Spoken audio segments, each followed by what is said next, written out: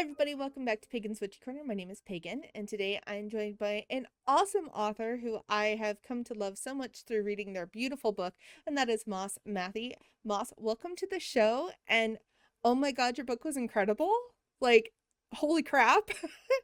It was just an absolutely wonderful book. I will totally fangirl throughout the episode about it, but honestly, it was like the book that was absolutely needed for the pagan space in so many ways. So thank you for writing it, and also thank you for being here.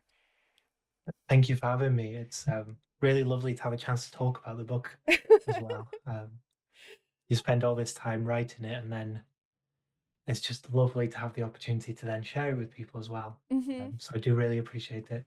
Well, I'm so glad that you are here. And the book was absolutely such an incredible take on a topic that really isn't discussed a lot in pagan mainstream kind of conversations of how do many pagans end up in the pagan space? Where do we come from? And a lot of us come from deeply toxic religious backgrounds, and your story was such a unique story, which obviously so many of us have synchronicities with.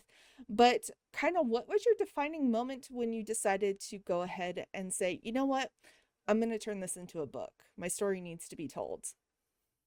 It was sort of sitting with a lot of it and realizing how it isn't discussed that often. So I Mm-hmm. think one of my big moments was I went to a little pagan event, and it was like a little um spiritual development class type of Mm-hmm. thing, and they were doing the lesser banishing ritual of the pentagram, the LBRP, and calling on archangels and stuff. And I remember sitting there feeling so uncomfortable about that Christian language because of the experience I'd Oh been through, yeah.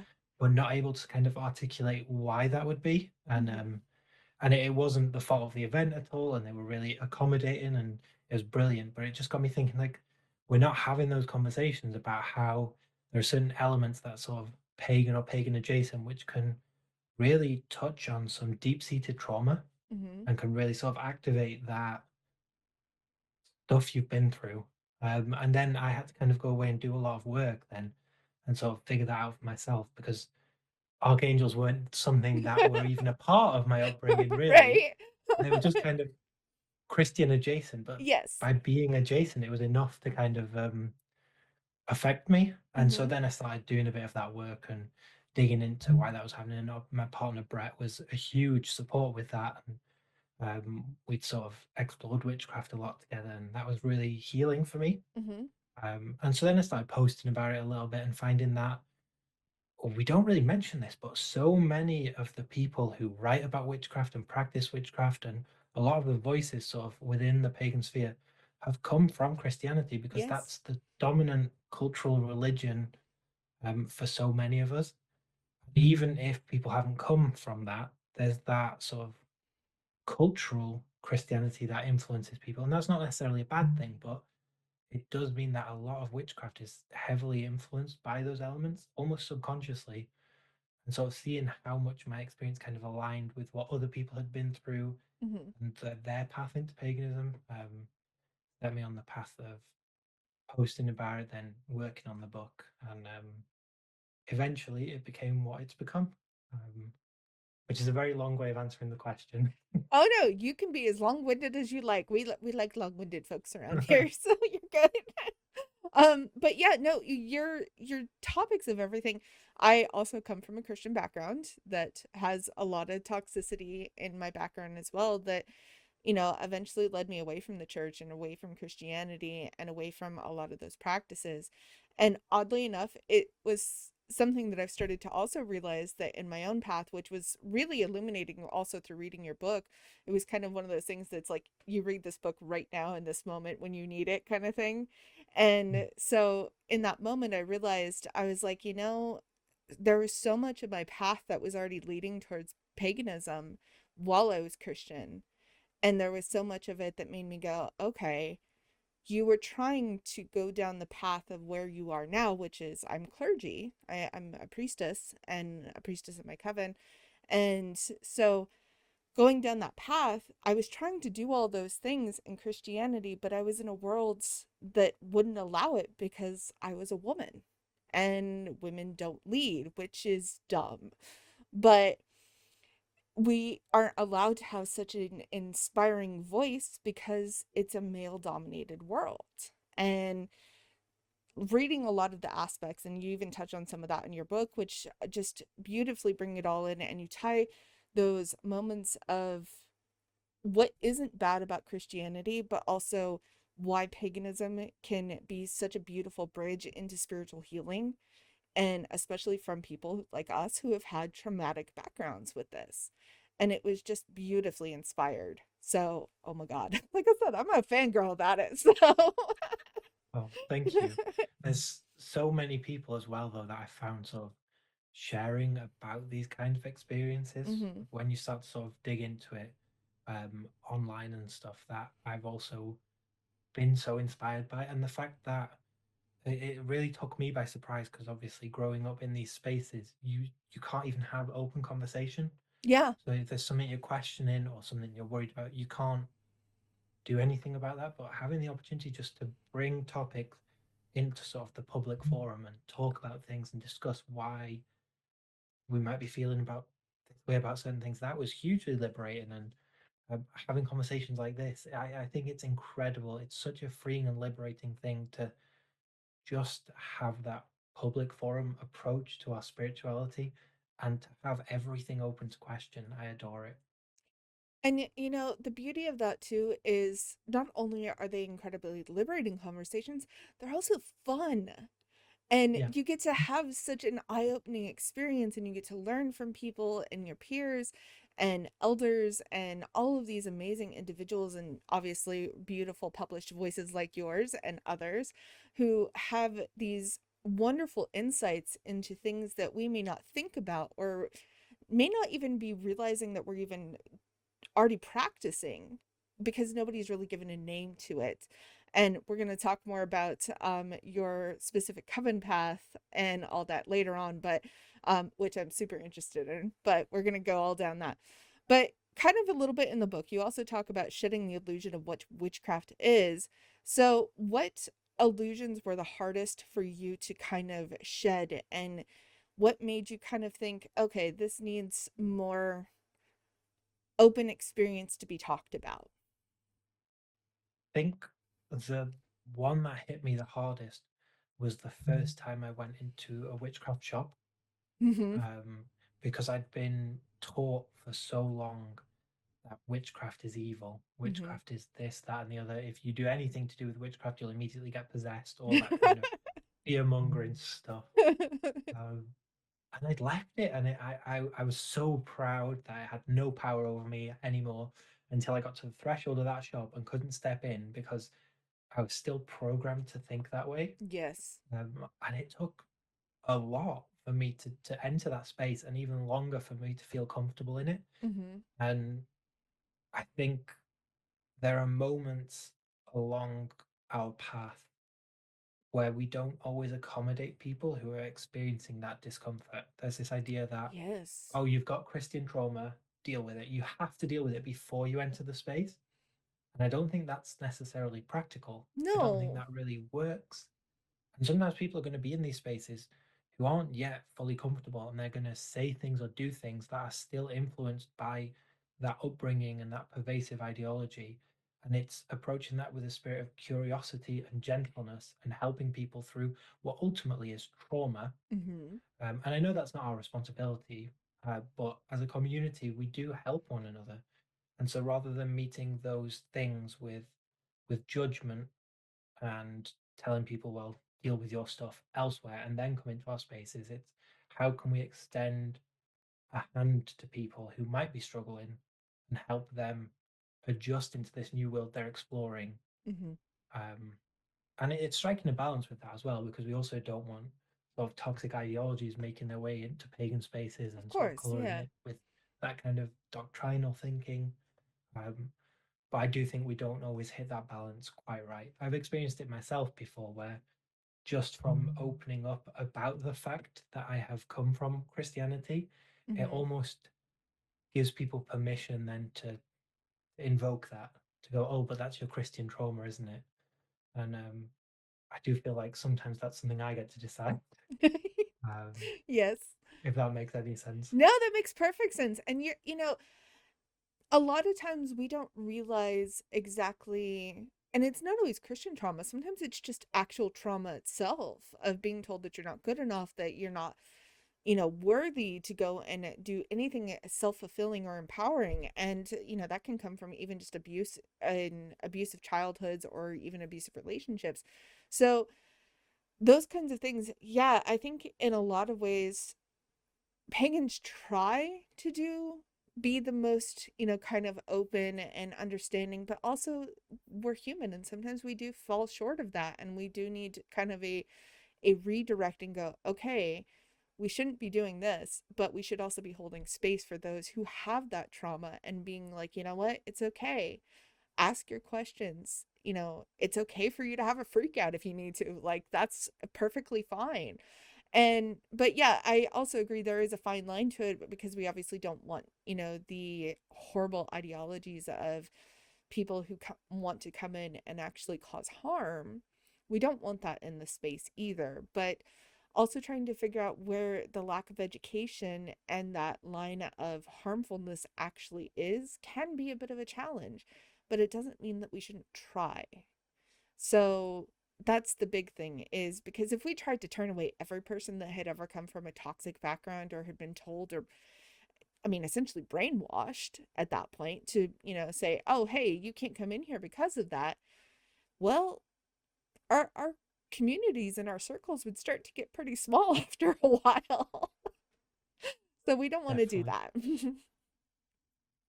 Um, Yeah. so now that you've kind of been in obviously the witchcraft space for a while, how has your relationship with it changed since, you really started to enter into that space? I mean, obviously you were just talking about how you had some difficulty entering into a shop that was just dedicated to it, which I think is also kind of silly in itself, because all of a lot of the things that are in witchcraft shops are in the Bible.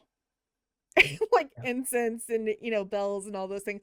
There's so many different little aspects that it's just like, yeah, but that's also in the Bible too. So, but how has kind of your practice changed? How has your viewpoints changed? And kind of what gentleness do you give yourself on a daily basis that helps you kind of remember, hey, I came from here and it's okay if I still have these moments?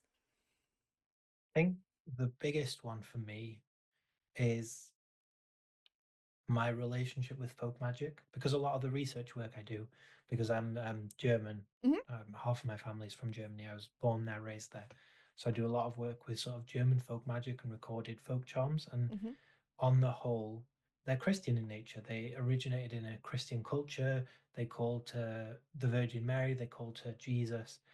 When I first started working with those, I found that almost insurmountable, and I dedicate a little bit of the book to sort of dealing with that. But even since I've written the book, my relationship to that has changed, where Hmm. I've developed more of a tolerance for those Christian elements as not expressing the same Christianity I was raised in. And Yes. that's been a really weird one for me, because um, I think in turning my back on Christianity, I started to treat it like a monolith, like Hmm. all of this is the same.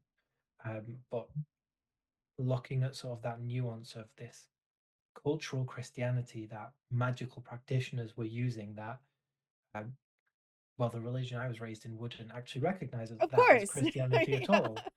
Um, but having more of a tolerance as that, not necessarily as expressing and something rooted within that ideology, but expressing how those individuals related to the current of magic that they were accessing at that time. Hmm. Um, and so while I still do substitute the language on the whole, I don't immediately become nauseous if I mention the word Jesus on occasion. Hmm. And sometimes I feel guilty about that. Sometimes I feel like I should have more of a visceral reaction to Christianity. It's sort of, it's a strange thing where sort of you have that pain of leaving, and you have this strong reaction of, oh, I need to reject all of that. And then as I've moved along more and starting to let go of some of that kind of resentment, I guess, some Hmm. of that anger towards it all, there's a part of me that's like, well, why are you doing that? You went through a lot, you were hurt a lot by it. Um, you should maybe be more angry. But then it's a strange sort of paradox. Um, but I'm glad that I'm getting to a place where I can tolerate it better Hmm. and incorporate it into my practice. But I guess that's the nature of trauma, isn't it? It's sort of Yes.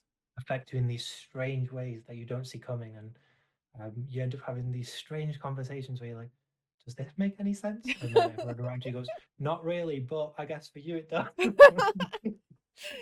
And it's so funny that you kind of mentioned that as well, because me and my coven are kind of going through a similar kind of, I guess, reformation of our own in that kind of regard, where, all of us, or I would say most of us, were raised in some sort of Christianity aspect, and we all left because of trauma in some regard.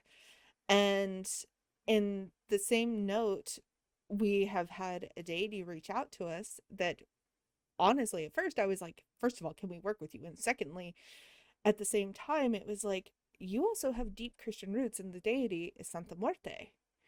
Hmm. And so I'm like, okay. And a lot of the association with her is also in her being a folk saint, kind of the Catholic Church, but not of the Catholic Church. And so you get kind of those weird muddled ties between Christianity, where you kind of also have to excuse some of the trauma of yourself, but you're not excusing it in a way of just dismissing it. You're excusing it into a way of saying, I'm transmuting it and allowing Yeah. myself to heal through working with a deity that is associated with it. And also, honestly, for a long time, like you, I was like, if I say Jesus, like, I mean, I will say Jesus more in like a cuss word kind of sense these days, but also, I have reached out to Jesus in the past and gone, what happened here? Like, I gave you 23 years of my life. Like, what happened, dude?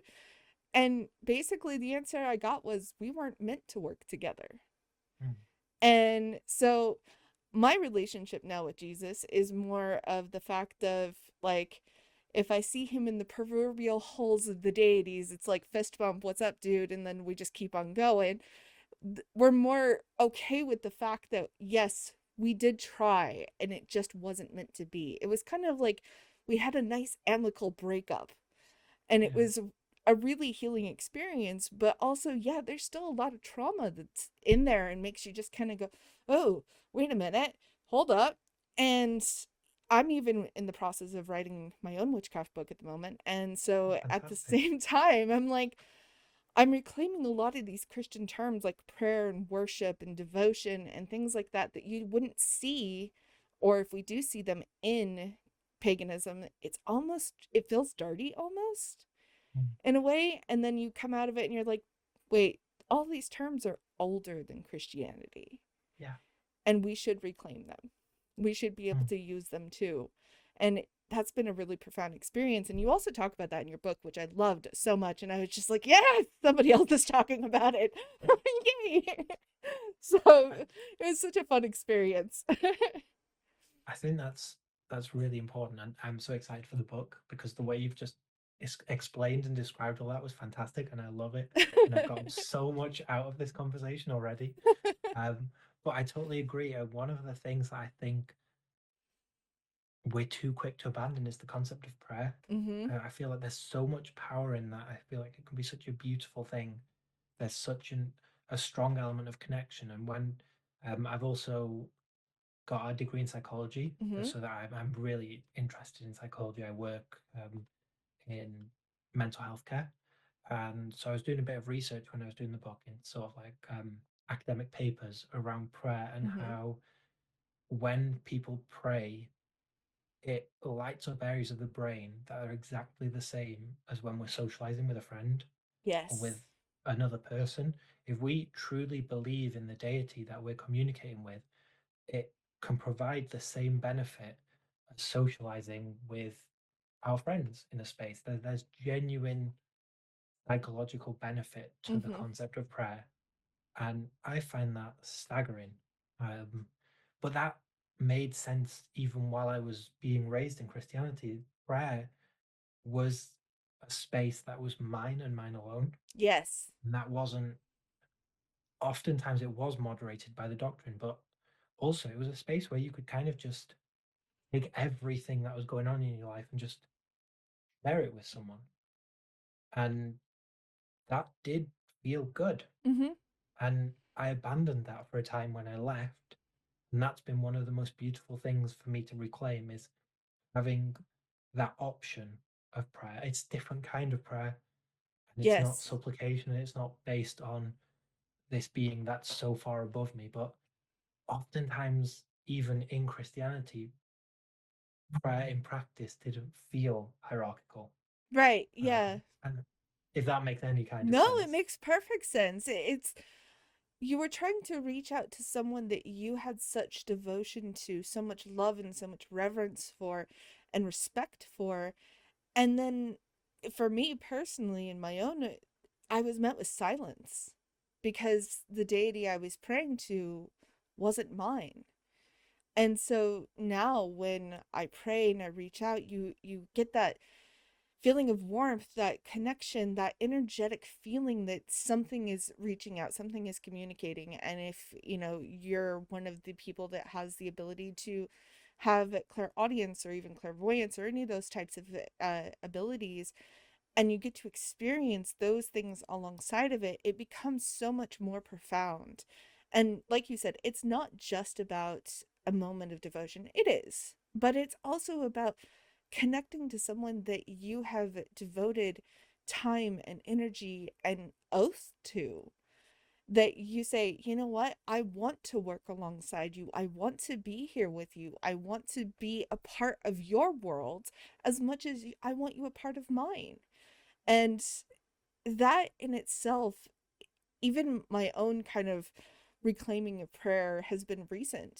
And it was something that I didn't even realize that I was still holding on to that trauma until I was like, this is a thing. Like, I should be doing this more often. And it wasn't that I wasn't praying per se, but I wasn't giving it the same respect that I would have when I was a Christian.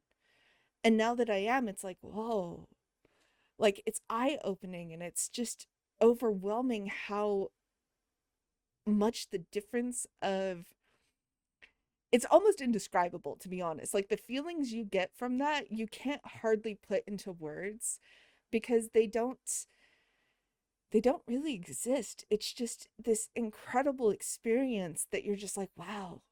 And it leaves you in this moment of just peace and compassion and, I mean, devotion. And you can't really put it into words that make sense to anybody unless you experience it. And to me, that's in itself is witchcraft. It is magic. It is all of that. And I also love that you have a degree in psychology. I have a minor in psych, so we speak the same language. There's a strange crossover again, I think, with witchcraft and psychology, Yes. where so many people you naturally become interested. I think it's brilliant. I mean, I think that who I don't even remember where I saw it. I think it might have been Storm Fairy Wolf who actually said it, that witchcraft is just spicy psychology. And so you get this like kind of crossover between it where witchcraft is psychology in its own right, but it's also not psychology. It's somewhere in between. It's a little bit spicy. So we get that beautiful connection to it as well. But yeah, I loved it, the aspects of that you kind of brought into it. And I also loved how you were able to talk about all of the beauty within the mythology of the Bible, that I think a lot of times as Christians, we kind of overlook that that is mythology. It's not just the stories of the past of these people, it's this mythology that is just beautiful in its own right and should be acknowledged as mythology, and it should be cherished as such. We shouldn't just ignore it because, oh, it's Christian. And I think that that is something that a lot of pagans like to dismiss as well. We like to say, oh, the Bible is bad. Yeah, no, not really. It's just its own mythology book. So, yeah. I think that's one of the things that fundamentalism steals from us so much. Sort of having to take the Bible literally, Yes. word for word, interpreted for you in that fundamentalist sense, really is so toxic. I Oh my mean, gosh, yes. fundamentalist Christianity is doing so much damage. And I feel like that's one of the attitudes we need to be so vigilant that we don't allow into paganism is I don't think it exists very much at the moment, but if a fundamentalist paganism ever starts to arise, I hope we have enough sense to go, no, no, no, we don't want that over here. I hope it never exists, but if it Yeah. does, then no, bad, don't do that. The whole idea of mythology as that mythic narrative, I think is so central to the way we do things, though, Hmm. that it would be very difficult for someone to come along and go, no, no, we need to take everything literally, and this is how. I don't think we'd tolerate it. Yeah, and you do talk about that in the book as well. You talk about the difference between reconstructionism and also taking the myth for myth and just having it as myth instead of trying to recreate it in a modern sense, because we do have to remember that mythology was written in a time that none of us have existed in. I mean, we don't know really in a modern age what it's like to have to worry if you have enough crops for winter, or you have to sacrifice to the gods and hope that you have a nice winter and that your home's going to stand up to the storms. Like, we understand some of that, but we don't understand it in the ways that they did. And trying to reconstruct that into a we should live it as it was, no. Frankly, I like the internet, and obviously we're here on the internet with this podcast. So, like, I like modern technology, and while there are times where I'm like, oh yes, I would love to just go back to nature and all that and be in it all the time, and then I'm like, also, I like air conditioning. So, yeah, no, I'm good. Yeah. No, I totally agree. I'm currently working on my second book. It's due in very soon after I've had an extension because winter was rough.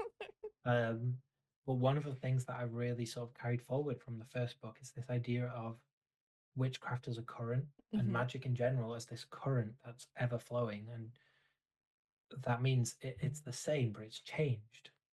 But we're drawing on these inspirations, but that's what they are. We're making them necessary for today. But it also stops you from getting a bit too precious about it, I think, because if you're aware that you're tapping into the current as it exists right now and making it relevant for today, you're also aware that that's not going to be relevant for the people that come next. Hmm. We're just custodians of this current in this moment. And yeah, we can shape it for what we need, but the people that are coming next, they're going to shape it to what they need again, and so on and so forth. Always, it's always the same, and it's always changing, and it's just this glorious paradox that's continually relevant while being continually ancient. Um, and it's fantastic. I love it. That is amazing. And it's true. Like, the witchcraft of even 20 years ago is not the witchcraft of today.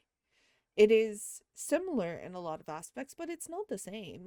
We have changed even from there. Um, you know, there was a lot of things back 20 years ago, in the 90s and, early 2000s, that a lot of places were not really queer inclusive, even in the pagan communities. So, like, you have to realize exactly even how much that has changed and how it does affect the magic, and it's going to continue to affect the magic of tomorrow. Even the current situations that we are in globally will Mm. affect the magics of, 5 years from now. So it is a constantly evolving thing, and I love how you put it in the book that about the currents and the different streams and rivers and all that. They forge new paths because they have to, because things happen, debris gets in the way, we get blockages, things happen in life to where we have to form a new path, we have to form a new way. And it doesn't mean that it's wrong, it just means that we're evolving. And I would say, even so far as to say that the deities would evolve with us and they would want us to evolve. They don't want us to be stuck back in way back when. It doesn't apply. It doesn't even apply to them now because the world is not the same. So, you would have to think about even like the modern things like candles or the way that we all gather for covens. My coven is a digital coven. We're scattered across the country. We're not in the same space. We all work in different various ways. The candles that we use are different types of waxes than they would use back then. So, in those kinds of regards, like, we just have to realize that these things change. And I love that you mentioned that in the book, and I can't wait to talk more about your other book. But Obviously your book is called An Apostate's Guide to Witchcraft. Do you still consider yourself an apostate? Um, I do. I take a lot of power in that title, Mm-hmm. to be honest, because in all the definitions of it, there's it's strange because I think being a witch, you do have to sit and think about a lot of things. You sort of reflect a lot on your identity, the way that informs your practice, and sitting and reflecting on my own identity, but then also the version of me that exists in other people's minds is a Mm-hmm. really strange thing because there's 7 million people to whom I will always and only be an apostate. That is the only part of my identity that exists to them, as sort of this boogeyman shadow figure thing, that stands against everything they believe in. And I find that really powerful. Like the concept of egregores is a really interesting one, and I don't understand it to any depth, to really go too deeply into it. But if egregores are real, the egregore of apostasy created by 7 million people truly believing apostates are these powerful, dangerous things, well, I'll take that energy. I'll take that and channel that into what I do. And then I'm also an apostate simply because I left a religion and I openly talk about the Mm-hmm. issues that are within that. And I feel like I'll always do that. There's always going to be a part of my identity invested in that aspect of my journey, reaching out to other people who are going through that, because as long as these controlling religions exist, which unfortunately I feel like they always will, there are going to be people who need help making that transition. And if I can use my experience to help them, then I'll gladly be the apostate. That is honestly incredible to even think about and to think. Okay, so I have to ask, and you're totally welcome not to answer this, but how do 7 million people know that you're an apostate? Do they have a list? I honestly don't know about, that aspect of Christianity that you are in. And if you'd like to talk about it, it's fine. But, um, I mean, do they actually have like a published list that goes out that tells people? It's unlikely. It's more the local people who will Okay, directly fair. know that I am. But if I identify myself as such because I am to them, then they would know. Also, if ever I tried to rejoin wherever I ended up, they would write a letter to what they call the branch office, asking for all the details they have on file about me, which would include all that information. Um, so Wow, by that's being an toxic. apostate, I also have no way back in now because I have committed what they term the unforgivable sin. And I'm very proud of that. You know, I that's must admit. okay. That's okay to commit the unforgivable sometimes. And you know what? It's okay if the unforgivable is not forgivable there, because there are other deities and other people out there that it is forgivable and Precisely. honestly celebrated. So, yeah.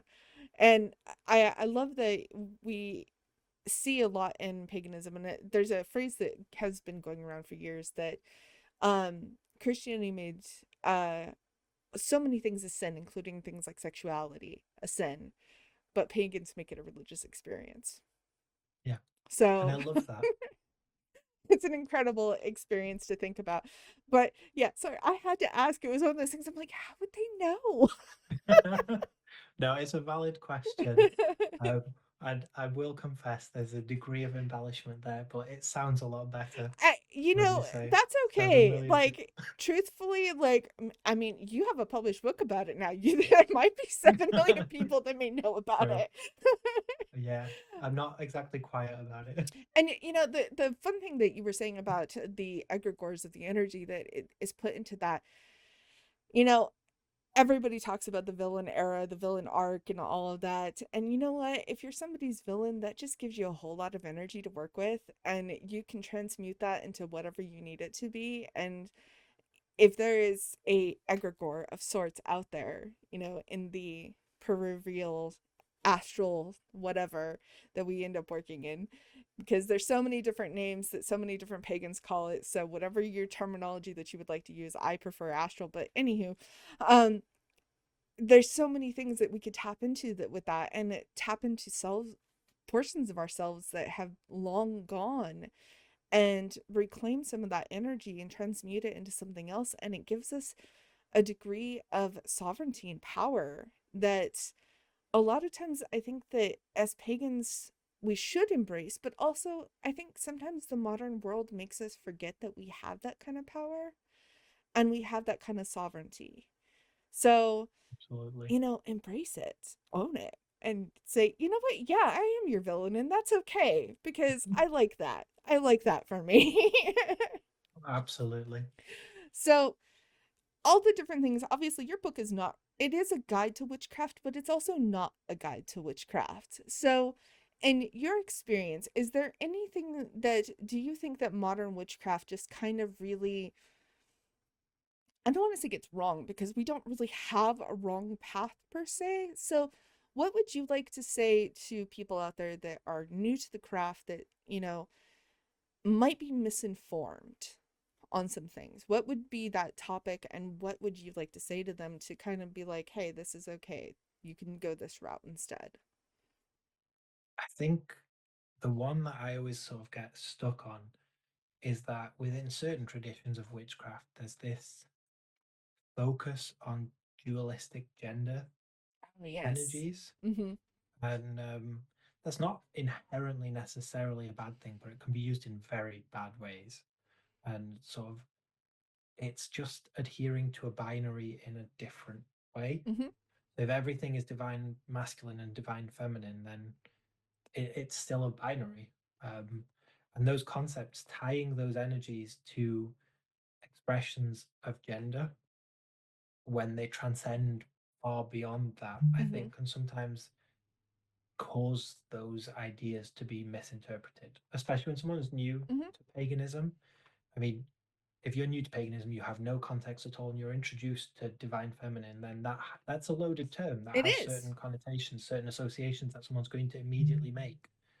So the way, and I bring this into the book a little bit, the way we sort of think about it within our coven, um, being Welsh, being very influenced by the Bardic tradition, is that we think of it in terms of divine inspiration and divine creation, Oh, I love and how that. those, I when I first sort of sat with that idea, it was something that I found so powerful Mm-hmm. because inspiration not put into action kind of just fizzles. Mm-hmm. Like sometimes you get this best idea in the world, you're so fired up and inspired, but if you don't actually create something from that, whatever that something might be, it kind of just goes.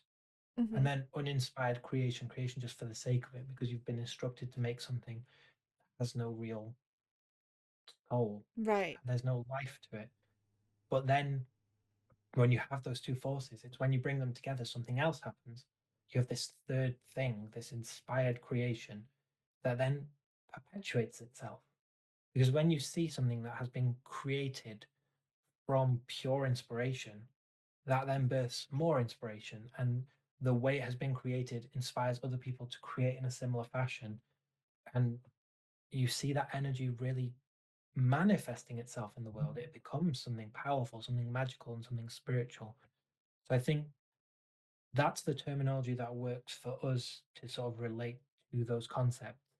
And I'm not saying that that's a terminology everyone should adopt, but to sit and think about what those concepts actually mean and find the terminology that works for you Mm-hmm. rather than just accepting terminology because that's the way it's always been and that's what we've always called it. And not being scared to tear up the rule book and reinterpret and reinvent. Like the point of witchcraft is we don't have a Bible. Right. Concepts like this, they're not enshrined somewhere, and you don't come into paganism and someone goes, "Oh, you must believe in these concepts and you must call them this thing."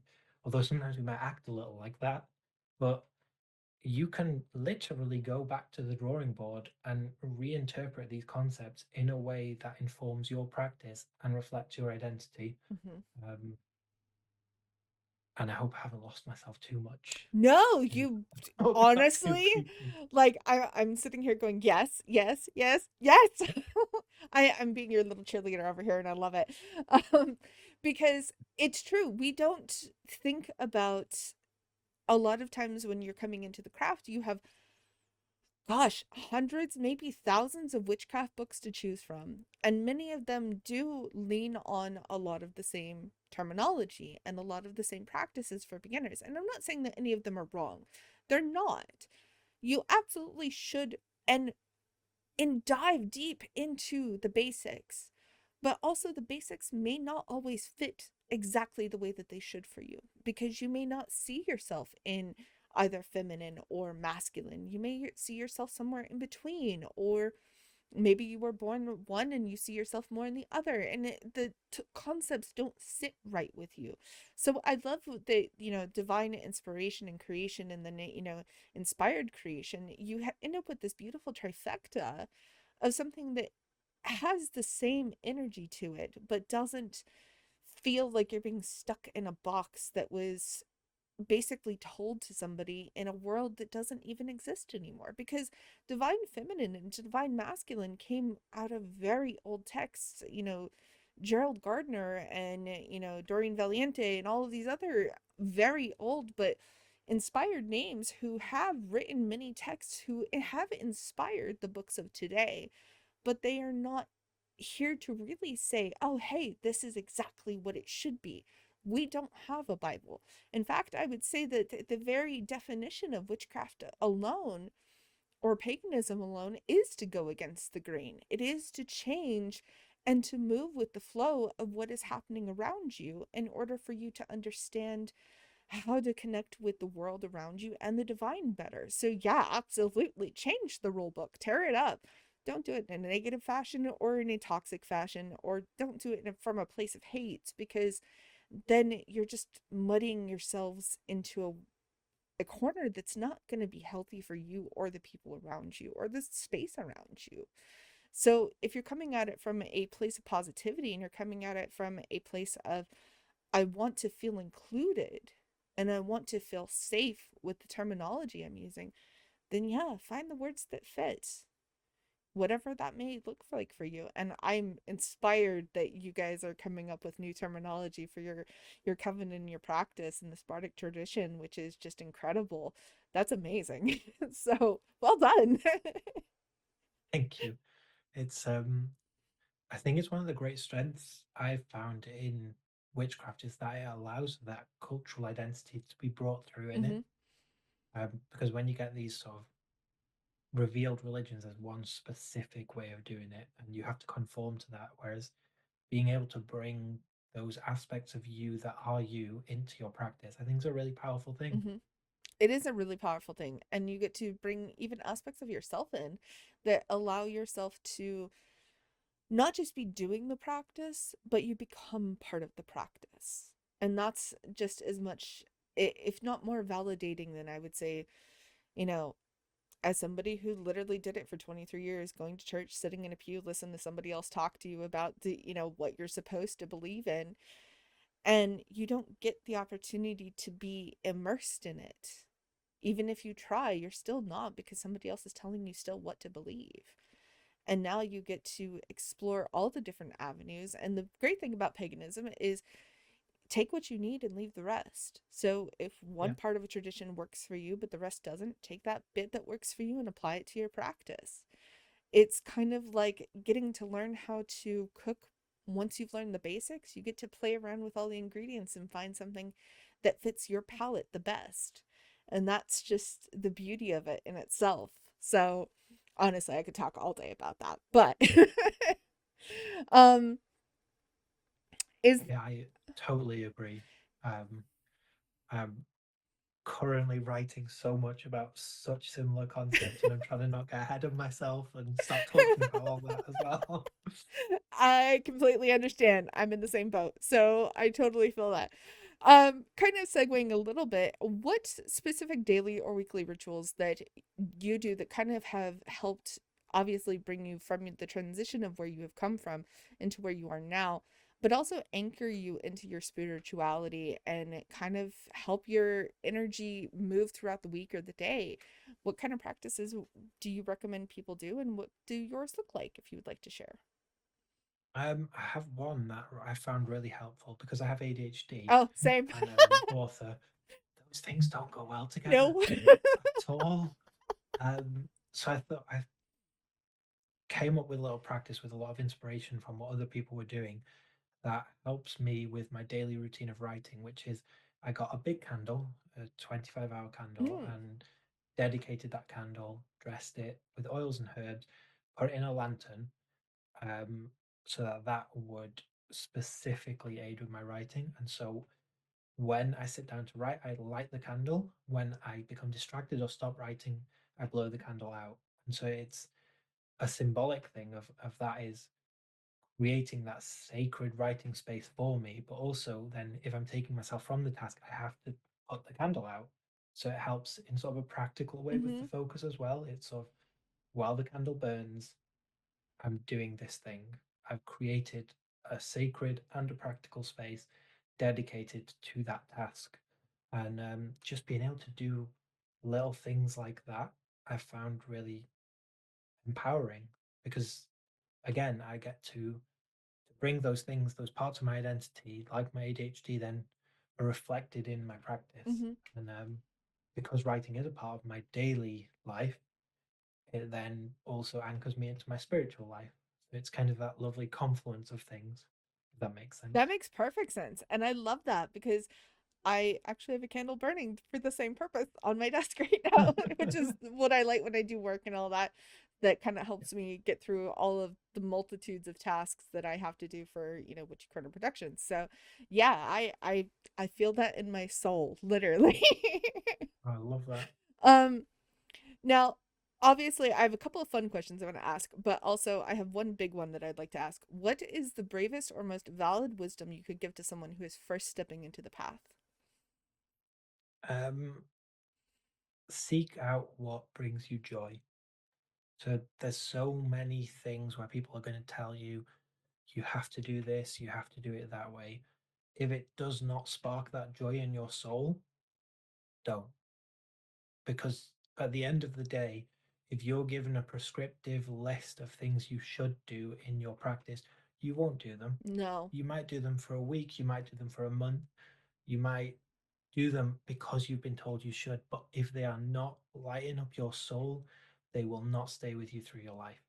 But if you find that thing that does spark that joy, that truly resonates with you, you're not going to have to try to do it. It will just become a part of your life. And it is so worth sifting through all those things to find what gives you that joy, what really resonates with you. It's harder work than just accepting the first thing you're handed, but it will stay with you so much longer and create a far more meaningful practice with so much depth to it. That is pretty much the core message of everything I do at Witchy Corner Productions, which is practice your craft your way. And truthfully, that is entirely it. If it doesn't bring you joy, you're never going to want to do it. It's going to become this awful, horrible job like task that you're just going to dread every time. And you're not going to get any spiritual fulfillment out of it. So, yeah, absolutely. If it doesn't bring you joy, don't. Find something that does. Find something that lights up your soul every time you even think about it. Before you even get to that point of even doing it, and you're just like, you know what? Yeah, I want to go do that right now. And that is the practice that is meant for you. And that's just incredible. Absolutely. So, my one of my fun questions I want to ask is what is your favorite witchy indulgence? Something that feels very luxurious or even rebellious. What is your favorite one? Or do you even have Books. one? So many books and so many notepads. Um, I have convinced myself because I'm an author, I need to have a library. It's fine. Mm-hmm. That the library came first. I think I might have just become an author so that I could justify the ludicrous amount of books I have accumulated. Um, and notepads. The word I am awful for notepads, and it's something I shouldn't do because it goes against my ethos of sustainability and all that. But the blank notepads, They're so I need a new fun. notepad for every project. They're beautiful, they're gorgeous, they're ornate, and I will never use them because they're too perfect to be written in. Yes. Yes. I And I'm feel gonna that in buy my more as soul. well. I have literally a bookshelf full of notebooks that are unopened, untouched, and some of them are very basic. Like they're not even super pretty, but they have that like nice feel to the paper that I'm just like, I can't touch you. Like I can't write on you because like it's going to taint it and it's going to be awful and my ADHD is going to go off on a spiral or my handwriting is going to be terrible and it's just going to be terrible. I feel that in my soul. Like literally. I have gotten to the point where I'm like, do you need a notebook? Are you actually going to use the notebook? And then I'm like, if I say yes to both of those, then I'm like, okay, I guess we could buy it. I would say Brett helps, but he's the greatest enabler on earth. He's, he just wants me to be happy, I can so but he see should that say about no. Brett. He is just the sweetest of souls, and I adore him so much. So yes, I can absolutely see. It's like, yeah, if it makes you happy, go for it. That's fine. I approve. um. Okay. So we have a little bit of time left, but I absolutely want to hear about the Bardic Witchcraft book that you mentioned in your book. Are you still working on it? Is it still coming into fruition? Can you tease about it? And if you can, tell us the details. Um, that one will be down the line a little bit. Okay, totally fair. I think, because it's sort of still it's in motion. Hmm. It's on the back burner. But if it comes to fruition, I want that to be something that's collaborative Oh yeah. with the other people I've developed it with, but also that practice it and also that have inspired it. Because it's one thing I'm acutely aware of is I hate this idea of traditions are brought up and then they sort of revolve themselves around the person who's brought them or published about them or whatever. Hmm. And I think one of the best ways we can avoid that idea of focusing on people is to acknowledge all of the people who've had that influence and all of the many voices that it takes to develop a practice Hmm. and bring that into the world. So I'm very keen that when that book happens, it's a collaborative project, and everyone's voice who's been a part of that is heard. Um, but I'm very, very keen that it still should happen. I hope If it that answers it. does because the ideas behind it that even that you just kind of briefly talked about in the book that you have out now, it's different. It's unique to its own right. I mean, obviously it is, rooted in the traditions that have come before, but also at the same time, it is its own thing, which I believe should be out in the world. So, yes, I would love to see that. I know that you are in a group with Mara Starling, and I also know that you obviously Brett, your partner, is in there. And I would love to see their voices in the book as well because they're both wonderful and amazing writers. I have the books from both of them, and I love them. And Yeah. so I would love to see theirs, but also the other people that have inspired it too. I'd love to hear from them as well. So I like the collective idea of having everybody's voice mentioned and having their own insights into the book so that it's not just a, oh, you are the creator of this path. No, this was a group effort. Everybody should get mentioned. It's um it's one thing that always irks me with the whole idea of, not that this is anything on that level at all, but that whole idea of Gardnerian Wicca and, Hmm. like you were mentioning before, Doreen not getting the credit or the focus she so rightly deserved in that, and all of the other influences that were brought into it, it gets reduced to, oh, this one person made it, and that's just not the case. Hmm. Um, but unless you dig under the surface, that never becomes apparent. No. Um, and I think that might be also sort of my trauma hang up, where you've got a few people interpreting scripture for you, and so you have to adhere to what they say. And any way we can avoid that fixation on the voices of a few people, it's why when it comes to publishing, everyone should publish. I think within paganism, everyone should get their books out. We want that cacophony of voices that celebrates the diversity of our past and our traditions. Um, so I'm a terrible enabler when it comes to writing. Every single person I meet, I'm like, write a book, write a book, write a book, write a No, book. it's a good thing. Honestly and truly. Okay, so I will share something openly with the public that I've never really talked about. I mean, I've talked a little bit about it, but not in the terms of what I'm going to say now. I truly believed I was never a strong enough voice in the pagan community to write a book until one of my coven mates asked me to do it. And she said, I need a book of prayers. I need a book that has what we do that I can take with me, that can go with me. Will you write it? And I was like, yeah, I'll write it. Sure. I mean, I shouldn't publish it. I'm not anybody important. I mean, not really. At least not in my eyes, I'm not. And so I think it's honestly divinely validating that you are saying that here and now because I myself needed that. So, anybody who's listening, who, if you have something that is important to say, that's, obviously, please do your research beforehand. I mean, but also at the same time, if it's important to say and it needs to be said and it's, adding to the song and the cacophony of this beautiful experience of paganism, yeah, we should be writing. We shouldn't be drowned Absolutely. out because a group of individuals don't really want to see us exist. But you know what? There's a lot of us that do exist, and we should be loud and proud and beautiful in every aspect that we do. And you know what? The divine is watching and they're saying go for it. So everybody should do it.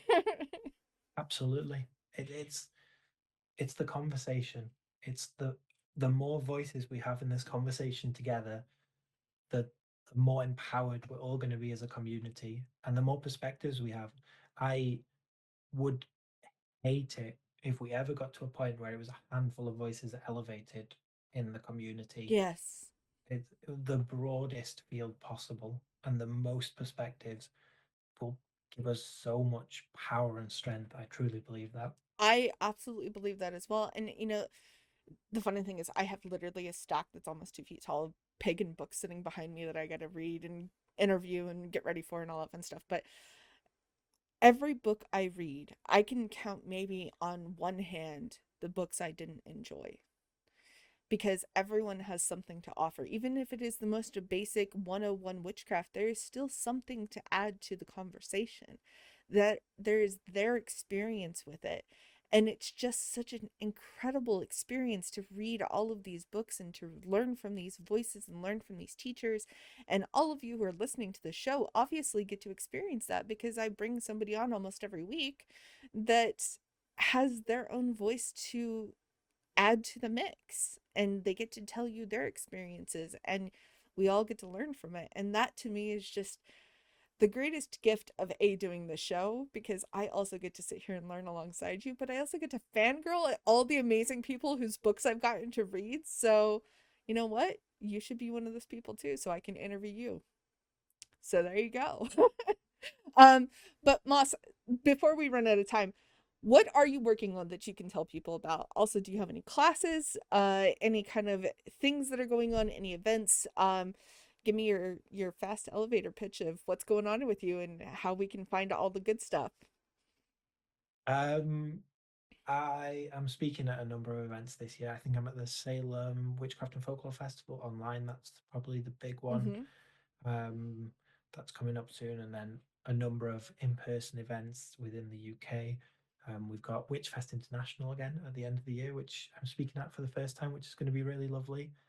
Um, in terms of what I'm currently working on, I have 4 books under contract, Oh, which is wow. terrifying and That's overwhelming. Some of them are very amazing. small, um, but I am literally non-stop writing because yeah, after I signed all the contracts, my health took a real Oh dive for a few no. months and I fell behind, but now I am powering through and we're getting it done. But yeah, there will be more books on the horizon for a little while yet. So I'm really excited to put them out there, and it's just such a privilege to be able to do that, to sit and research and sit with these topics and share them. Mm-hmm. And if it resonates, it resonates. If it doesn't, it doesn't. But it's just lovely to have the opportunity to put it out there. And that's the coolest thing. I would not have expected you to tell me you have 4 in the works. That's amazing. Most people are just like, yeah, I got like one coming up. I got a couple of ideas. but to have 4 under contract is incredible. Do you have any possible expected dates of when any of them might come out, or is it still too soon? Um, two will probably be around Okay. 2026. They're with a couple of different publishers, so they might come out around a similar time, and then so probably within the next 2 to 3 years they should be out. Some of them are shorter projects, like 30,000 words or so. Mm-hmm. Some of them are slightly longer projects, so it's not too overwhelming. But it's that ADHD thing, isn't it? Of Yes. all or nothing. I can't tell you how many projects between fiction and nonfiction I have going, so I feel that ADHD vibe in my soul completely. Where can people find you on social media to connect with you and all that good stuff? I'm on probably most active on Instagram. Mm-hmm. I try and post a silly video every day to put a little bit of joy and fun into the world. I don't know if it's very obvious, but I try not to take myself too seriously because I think there's enough people doing that. And if we can laugh at ourselves and bring a bit of joy, it's a beautiful thing. So if you want to see me humiliate myself, there's a video every single day on Instagram of that. And it's only embarrassing if I'm embarrassed. And so far, I have not been. Um, this I'm also on TikTok, Mm-hmm. Facebook, Threads, all of those places, and I have a website at mossmatthey.com, which is unfortunately very neglected. Um, Yeah, but I feel that. maybe one day I'll start using it how it should be. I understand. And for everyone who is listening, also you should check out his partner Brett, the witch of, I'm gonna butcher this. Sophia, help me out. Fallopian. Fallopian, thank you. Yeah. Don't worry, it took me ages to get my my head around it. So Brett has been on the show before. If you want to go back and listen to Brett's episode, it's in the show list. You can go and definitely hunt that down. It's beautiful. He's an incredible soul. I sort of semi-internet stalk both of you all because I love your videos because they bring me so much joy and they're silly and they're fun and you get to talk about spirits and mushrooms and all the great stuff and it's just it's so much joy in the world that we need right now. So, absolutely, please follow both of them on social media because they are a gem to enjoy. So, you will enjoy all of the things that they put out because they're fun and they're silly. And, you also get sometimes some cameos from Mara Starling if you're a Mara Starling fan. And so they're all incredible. I love them. And I will continue to internet stalk for my own mental health and joy. If I can piggyback off that to also say that Brett book is out in 20 days and he's just had his author copies and I've got to hold it in person for the first time and it's gorgeous. I have a digital Getting all author copy of Sabrina. it and it is incredible because I've already gotten to read it. So, yes, he's getting I'm an invitation to so come proud back of him. too.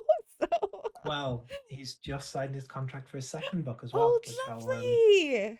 I'll share on his behalf. I'm sure he won't be too Oh mad. no, I'm sure he'll just be excited as So well. I'm excited for him. yeah, So, no, I'm so excited. He works so hard. Like genuinely, the research he does puts me to shame. It's amazing, and it's just a privilege to be able to have a partner I can sit and write with and share those resources. And my work wouldn't exist without the input he has oh, and the way he helps me get it all done. So it's one of the great joys of my life to be able to do this with him.